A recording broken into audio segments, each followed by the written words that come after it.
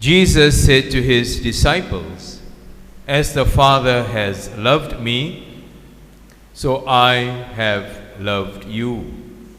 Remain in my love. If you keep my commandments, you will remain in my love, just as I have kept my Father's commandments and remain in his love. I've told you this, so that my own joy may be in you and your joy be complete. This is my commandment: love one another as I have loved you. A man can have no greater love than to lay down his life for his friends. You are my friends if you do what I command you. I do not call you servants anymore, because a servant does not know his master's business. I call you friends, because I've made known to you everything I've learned from my Father. You did not choose me, no, I chose you, and I commissioned you to go out and bear fruit, fruit that will last. And then the Father will give you anything you ask him in my name. What I command you is to love one another." The Gospel of the Lord. I shall not call you servants anymore, because a servant does not know his master's business. I call you friends. Brothers and sisters, this Gospel reading that we have today from chapter 15 of St. John's Gospel comes from a very long section. It is called the Last Supper Discourse. Very long section. In this Gospel text, we hear a servant is the position that we find ourselves in. God's servants. We are reminded of that constantly. We are God's servants. But friends, that's an invitation, for us. The servant of God is an exalted position. The servant of God is an exalted person. But to be a friend, that involves intimacy, and that involves being in relationship with a friend. So the tension here is to reassure us that as a servant, we will keep all the commandments of God out of obedience, out of duty, out of service. But as a friend, we will keep the commandments of God out of a bounded relationship of love, of intimacy, and not because of fear. We will live the lifestyle out of love and not out of fear, not out of service and not out of obedience.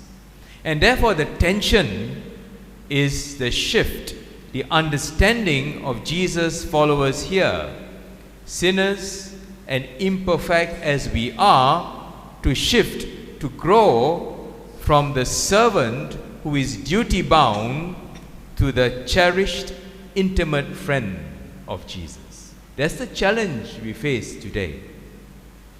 There is a closeness, a kindness, an attachment, a reassurance, and a friend. Being a friend is a safe place, safe space. We find ourselves in the presence of Jesus, who he himself calls us beloved friends. A few years ago, I made a pilgrimage to Mexico with some pilgrims to Guadalupe, Our Lady of Guadalupe, you know that, no? Guadalupe. I've always felt drawn to Our Lady. In fact, I come from the parish of Our Lady of Lourdes, and so I'm Mary's boy. I feel drawn to Our Lady. During this pilgrimage, I felt my pilgrimage would be empty if I didn't make my personal confession. So, that Saturday at Guadalupe, I looked around for an English-speaking priest because everyone there spoke Spanish. Finally, at the Basilica on a Sunday, I met an English-speaking priest, and it was a wonderful experience.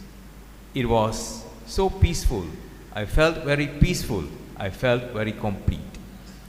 Something marvelous about that, where you take the best and the worst of your lives and you hand it over to another person, and that other person hands it over to the presence of God.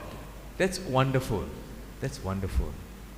There's a humility about that, but that's an extraordinary grace that accompanies that. I was thinking to myself, after that confession, I was thinking to myself,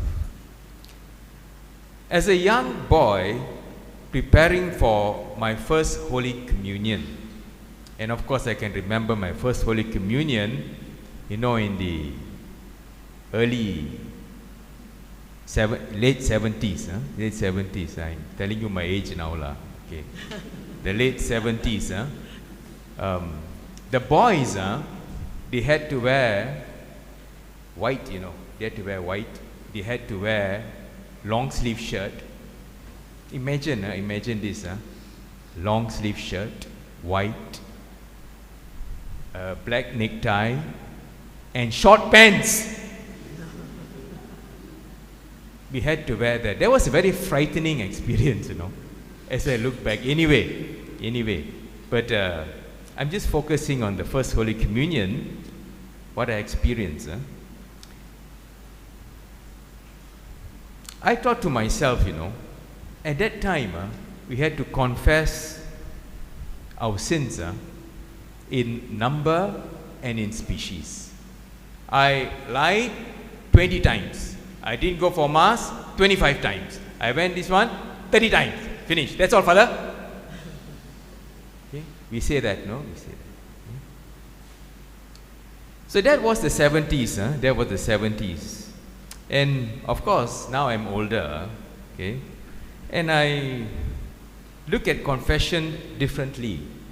Not how many times, and thank God for that, but we look at the sacrament that has been renamed from the sacrament of confession to the sacrament of reconciliation. From duty to intimacy. Beautiful. From duty to intimacy. Instead of emphasizing detail and number, the experience is the reconciling love of God. It's a shift from the detail of confessing to the experience of the wonder of God present in reconciliation.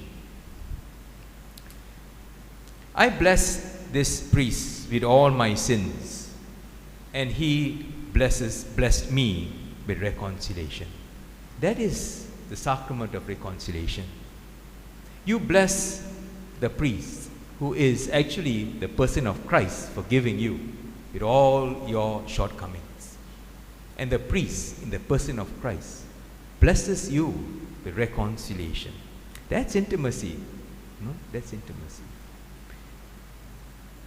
After my confession, after my encounter with Jesus, I walked out of the church and I heard the same gospel being read today by a group of young students who were there on pilgrimage. And I heard the voice of Jesus in these young students reading, saying, I call you friends. I don't call you servants anymore. You are my friend. You are my beloved friend. And this gospel came to life for me. And for me, the pilgrimage was complete. There was a spiritual renewal. There was God's blessing, and there was the freedom that God gave me to be Simon once more, a friend of Jesus. Brothers and sisters, the invitation of Jesus today, not to be fearful, not to be duty bound, but to reach towards an intimacy with Him in friendship. Just another thought before I end. All of us go through some kind of challenge, some kind of crisis in life. Remember some moment of crisis you had in your life, some moment of great fear, some moment of great discouragement in your life. Who did you go to? Who did you go to? Who did you talk to? Perhaps you went to your wife, you went to your husband, you went to your parent, a close friend, a priest, in your time of crisis. You went because you wanted intimacy with that person, that friendship. So, brothers and sisters, we hear the voice of God in the one who blesses us with his or her presence in our life. Today, we ask Lord to give us the grace to look at each other and say, yes, I want to bless you with my presence in your life as your friend in intimacy. Okay? All right? Ken? We stand and profess our faith.